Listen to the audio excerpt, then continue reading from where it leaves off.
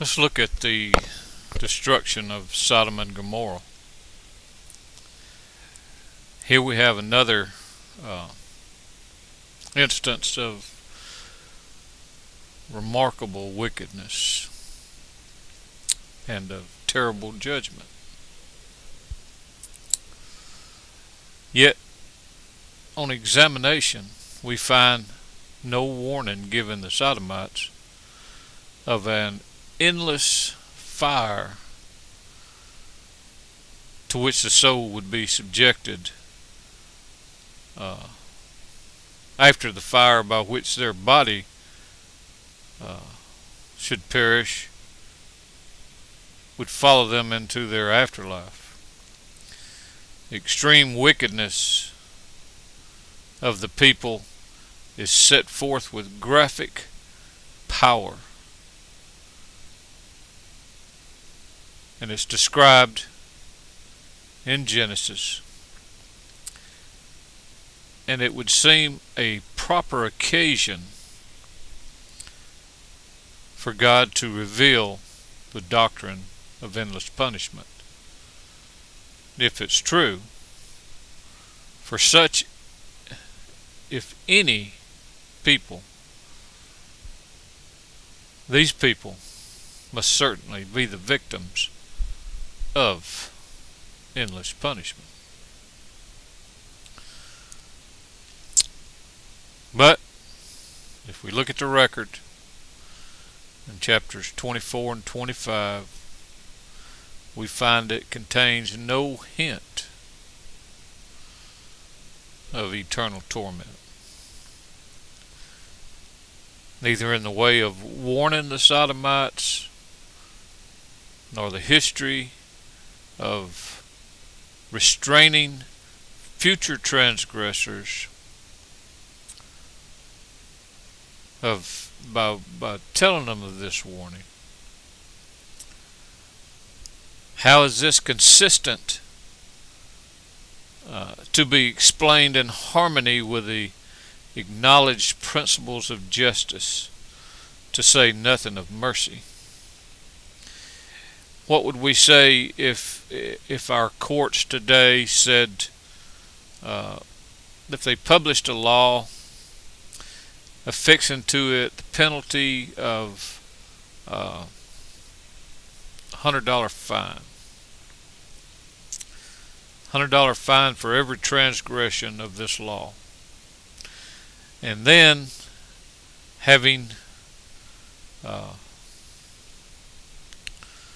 brought the perpetrator to judgment, charged him the fine, then should take that perpetrator and burn him over a slow fire until he sank under the torture and died. And what will we think if this devilish court had the ingenuity and he should contrive to keep the perpetrator alive, keep every one of the victims alive for a whole year, for 10 years,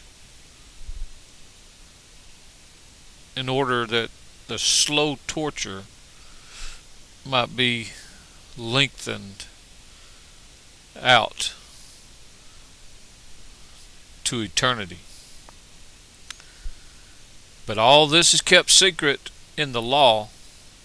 All it says is it's $100 fine for every transgression.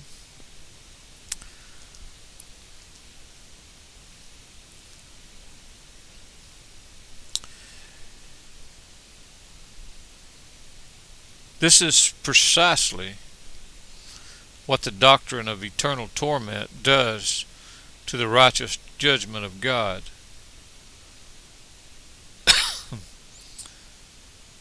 If the Sodomites were sent into endless torments, then that was hidden from them. And some preachers will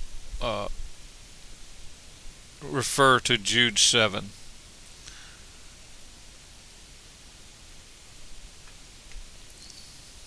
Where the suffering, the vengeance of eternal fire in no way establishes the doctrine of endless suffering. Eternal fire and endless fire are two different things, quite distinct from each other. The original word simply means indefinite period of time.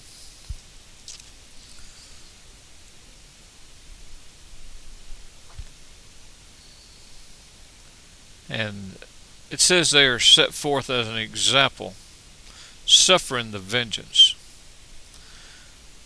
Now, the very argument is based on the fact that the history of the overthrow of Sodom does not furnish any example of endless torment that is taught today, since not one word is said on the subject by Moses from the beginning to the end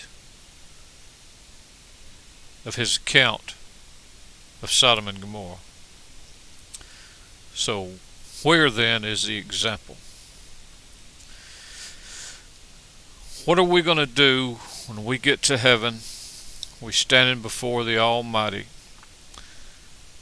and He asked us to show Him what we have, and all we have is a stomach full of dead worms. And He says, I gave you all these nuggets of gold. And you can say, well, you gave me the worms too. He gives us these nuggets of gold, and we choose to get worms from traditions of men, and we make His word void.